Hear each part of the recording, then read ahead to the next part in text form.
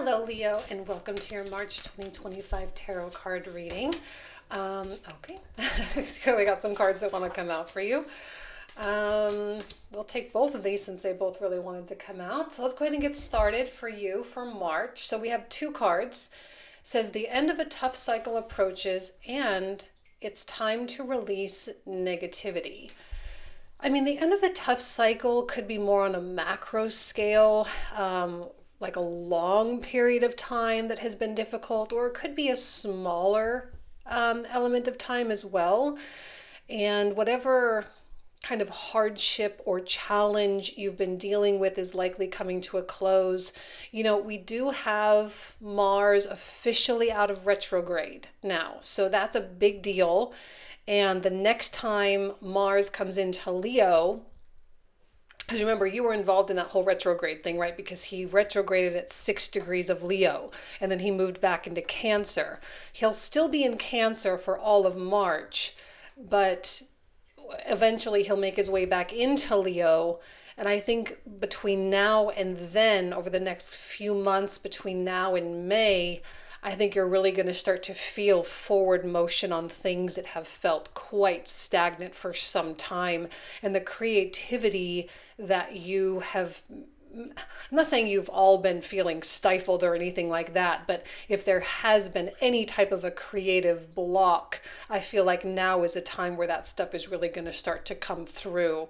And then we also have a card that says it's time to release negativity, which, you know, it is Pisces season. It's a time of forgiveness. It's a time of mercy and compassion. It's a time to have faith in God and the divine and to really trust in the process that He has laid out for us. So, you know, I think that there is a kind of a more spiritual element to this, releasing negativity. It is to your benefit to kind of let go of a lot of those mindsets and a lot of those patterns and a lot of those perceptions so that you can have a degree of freedom in your life, especially if some negativity has been holding you back in some way, shape, or form.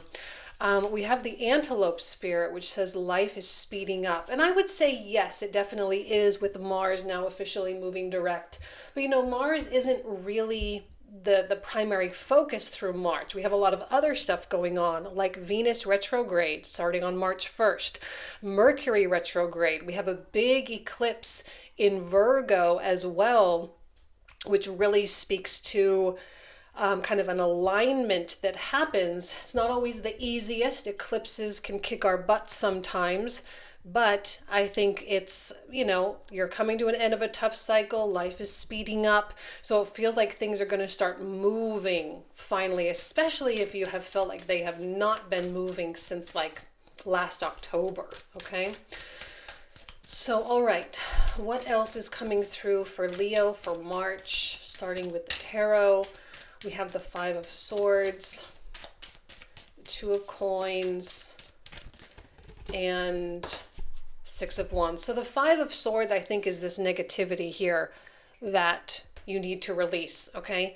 It could have a lot to do with certain relationships that you have in your life, certain dynamics that are going on, family dynamics, you know, any other kind of neighborhood or group or community type of thing that you're involved in. It's not going to be beneficial for you to keep repeating the same thing over and over. That's why we need to release it, right? The end of a tough cycle and release, those kind of go hand in hand, those kind of concepts. End of a cycle, release, right? We want to close things out as much as we possibly can. And look, the Five of Swords can be a lot of external stuff, right? Dealing with other people. But it can also be a lot of internal stuff as well, where you yourself hold yourself back. Look, the fact of the matter is that if you have a certain narrative that goes on in your mind and it is preventing you from getting up and doing the things, then it's got to go. All right, it's a detriment. It's detrimental for you. It's hurtful. It's harmful. And it's preventing your soul from reaching its higher ambitions. If there is some element of you that wants to have higher degrees of freedom, be that financial or time freedom or whatever, this kind of stuff has to get out of the way because it's preventing that freedom from really coming online. and I look at the two of coins right next to it. Now, the two of coins is often a suggestion that you have a lot going on. You have a lot on your plate. You have a lot of tasks and a lot of demands and obligations. But the thing with the two of coins is you have to start prioritizing appropriately for where you want to go. And you can justify and rationalize things all day long, but that's going to be a part of the Five of Swords. Like if you have a goal and you know that specific tasks are meant to get you to that goal, and then you start doing a lot of other things that have nothing to do with it, well, that's, some degree of avoidance perhaps, or procrastination or something along those lines that is not going to be beneficial. So you have to really decide, and I see with the Six of Wands that you are going to be victorious in this effort here, but I think you have to decide, are you going to actually prioritize the things that are supposed to be prioritized? Are you going to actually do it? Are you going to actually invest in those things? Are you going to spend time in those things? Are you going to stop avoiding, all of that? So I think it's time for Leo, and I saw this kind of with Cancer as well. The reason why I'm bringing up Cancer, I know you may or may not have Cancerian placements in your chart, but the reason why I'm bringing it up is because many of you are actually Vedic Cancers, because it's like a 24-degree difference. So many Leos are Vedic Cancers and have a lot of those Cancerian tendencies. And from a Western perspective, it's also your 12th house. So there's often a lot of subconscious stuff that goes on there as well. So this message came forward in the Cancerian reading, which was all about being locked in, being focused and disciplined to the things that matter. Okay, now if you can do that, I do see you being really victorious, and I think that is when life is really going to start to speed up for you. That is when obstacles are going to get out of the way, and that is what is going to help the end of this tough cycle to come to a close. Okay, 10 of Wands.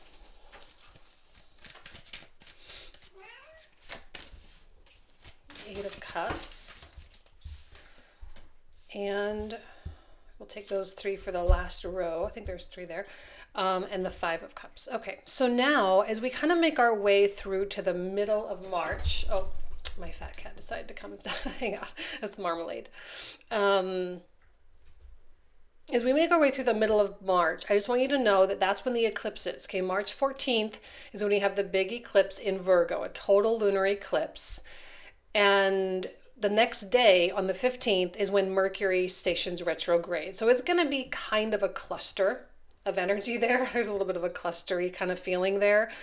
And to me, looking at the Eight of Cups in the very center of the reading, it does seem that Leo is walking away from something long-standing, something substantial. I'm sorry for the noise, by the way. That's just Marm. I have all cats in here.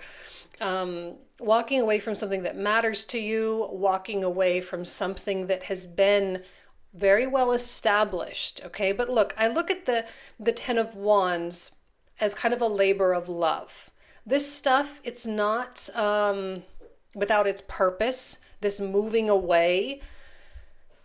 To me, it feels like Leo is absolutely dedicated to doing whatever it takes to get themselves where they need to be.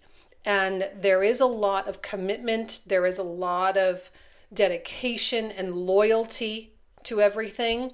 Again, not to the extraneous things. So we're not trying to avoid or anything like that. Like I mentioned before, I'm not trying to repeat myself. But, this is you going all in on something. And I think there's something about that eclipse that really makes you feel like it's kind of like a now or never type of deal. Like you have to go all in now, or else it's never going to happen. I think you may be getting a little extreme with it just because of the nature of the astrology, but that's fine. Maybe you need that little extra push that says now or never. It's now or never. It has to be done. We have to move forward. We have to make this switch. We have to make this transition, because if we don't, it's going to be very hard to do it later on. This is you, I think, kind of pulling yourself over the threshold into the next cycle, okay? I think that you are worn out. Often I see exhaustion with that 10 of Wands. I think you're worn out. I think you are like, you don't have much more to give to the old stuff. You don't have much more energy to give to the things that have been so locked in and stagnant. I think you want new, fresh energy to start coming online, new, fresh opportunities, new, fresh adventures to start coming on. And it's going to be worth it, right? The work that you're doing, it's going to be worth it. Eight of Cups, you finally do move on. Probably around the time of the eclipse, there is a new approach to doing things. You're no longer going back. Now, the Five of Cups does indicate some degree of sadness or grief, sorrow or loss. I'm going to recommend you start eliminating. Okay, I'm going to absolutely recommend that. It's, I will say that Pisces season, with the Pisces Virgo axis, it's not really the most elimination oriented time. I'd say more elimination happens in like Libra, Scorpio archetypes. But Pisces does have that element of loss to it. It's not always so voluntary, but I think in this case it often is more in this case for you, Leo, it does seem to be voluntary. But I think there is a little bit of sadness there that you have to give something up, especially if there was a high investment involved at one point. You were highly invested in all of this. Maybe there's an emotional attachment or a sentiment, right? You have some sort of sentimental value to something. So to me, this feels more, it's not like cleaning out a closet necessarily. It's kind of like, for some reason, I'm getting this image of like memorabilia, like old, like let's say you're a parent and it's like, oh, this painting that your child drew when they were 5 years old, that kind of thing. It may not be the most valuable thing, but there's a sentimental value. But also at the same time, what is that worth? Does your kid want it? Do you really want to hold on to it? Is it really worth all that? Are you going to actually scrapbook it or not? Is it time to get rid of it? And it's hard because again, there's a love there, there's an attachment, but I also think there's something necessary. And you have to be able to see the silver linings with those losses and that release. Otherwise, this is going to be very difficult. And I think there are going to be many Leos that get to this point right here and they can't do it. And they backtrack to the Five of Swords and they just kind of keep their life going exactly the way it has been. And then eventually will start lamenting the fact that their life hasn't really changed. But this is a turning point where if you really want these changes, this release has to happen. You have to clear out the space. One thing I do talk about all the time with Pisces and also Virgo seasons, specifically these two seasons, these are the seasons of preparation. Okay, Pisces prepares us for the spring equinox here in the northern hemisphere, autumnal equinox in the south, and we have this transition into a season of absolute, visible, noticeable change. Okay, this is where massive, like, I'm going to go with the northern hemisphere since the majority of the audience is in the northern hemisphere. We are approaching springtime. Okay, so springtime, there's massive amounts of growth. And I'm not even just talking about like the leaves outside and the flowers. I'm talking about just the energy. Okay, there's a lot of growth that happens over the next 3 months. This is when the world comes to life. And so we have to be willing to create space for that growth to happen. Because if you're clinging on to things, it's going to be very hard. It's like if you have an overgrown garden, where are you going to plant the new garden? Where are you going to plant the new seeds for the new year? Like, where is that going to go? If you've got ivy and weeds everywhere, like, what's the point of that? So there has to be this cleansing that goes on, and it might be very difficult because there does seem to be some sentiment involved. But again, you have to be willing to see the silver linings, okay? So now we have the final row here. Queen of Wands, Three of Cups, King of Swords. Queen of Wands I love for a Leo because once you kind of get through that difficult middle of the month, once we get past the eclipse and the Mercury retrograde, And then the sun moves into Aries, okay, which is on the 20th. Now remember, when the sun moves into Aries, this is the exalted placement for the sun. So it's a very strong sun placement. Because you are ruled by the sun, this is going to be positive for you. It's always good when your ruler is positioned well. And I think there's going to be something that comes back to life within you. Now, the sun, from a traditional astrology standpoint, represents the ambitions of the soul. And so when we have these soul-driven ambitions, we become more fearless, more courageous. We become willing to do things that maybe we wouldn't have done before, especially if we had fear around it. So the Queen of Wands seems to be really raring to go, kind of has her hooks in the system. She's ready to fight, ready to create, ready to be passionate, and ready to just move. What I like about the Three of Cups is there does seem to be kind of a more social, fun, festive quality to everything. So connecting with people, connecting with friends, an emotional support system will obviously be quite positive. You want to make sure that you are with and surrounding yourself with people who can absolutely lift you up as much as possible and support you in the way that you support them. To me, there's a mutuality here, right? There is no one person at the head of the table with the Three of Cups. It is an equal system where there is love and exchange that happens throughout all parties involved. There is no one person that benefits more. So, but it's an equal and it's an easy flow. And so this is not necessarily a feeling of transaction, meaning, well, what are you going to do for me if I do that for you? It's more, let me be there to help you as much as I can. And when you need it, I'll be there for you. So it may not be an equal exchange in the moment, but overall, it will eventually work out. These are people that understand those types of relationships and value those types of relationships. These are the people that are going to help you make your way into the next chapter, okay, as you close out this tough cycle here. Now, the King of Swords, I don't think is you. I think this is someone else, probably someone in your circle. I do like them. I think they approach life very differently than you do.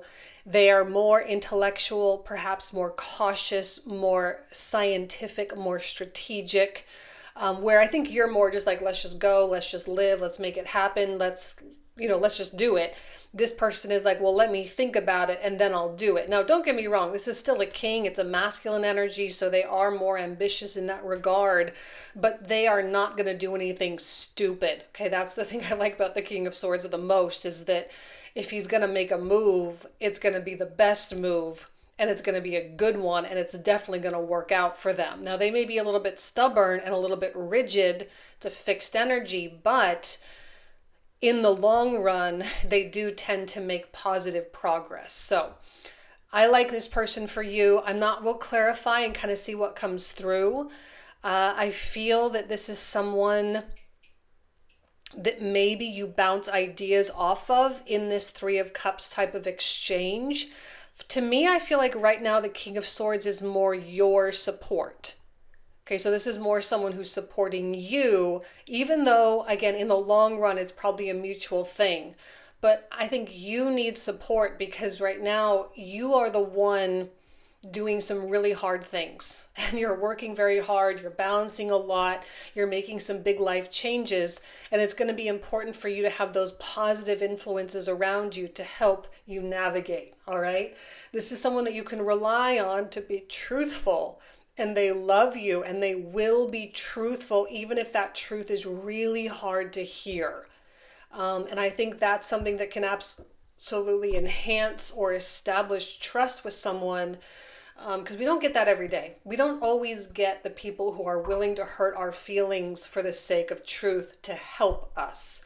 I think this is someone who absolutely will do that for us. So you're in a good position. So let's go ahead and pull out the clarifiers, okay?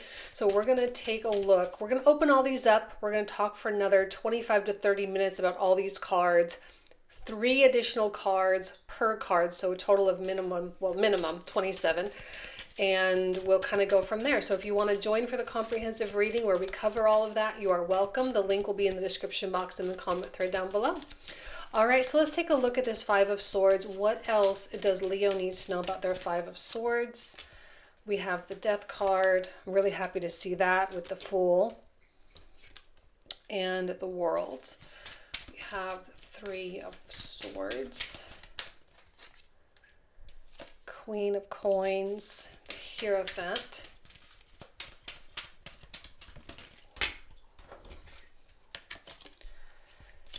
Knight of Wands, Nine of Cups, Eight of Swords, Judgment. I really like the Judgment card.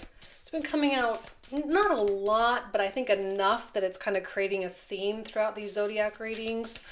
And it does speak to clarity, which is great. I don't think this is going to be a very confusing full moon eclipse. I really don't. Nine of Swords, Eight of Cups, Two of Coins, Queen of Cups, another Five of Swords. See that tendency to repeat that pattern and go backwards? It's going to be strong. And that's the struggle. It's like that temptation is so powerful.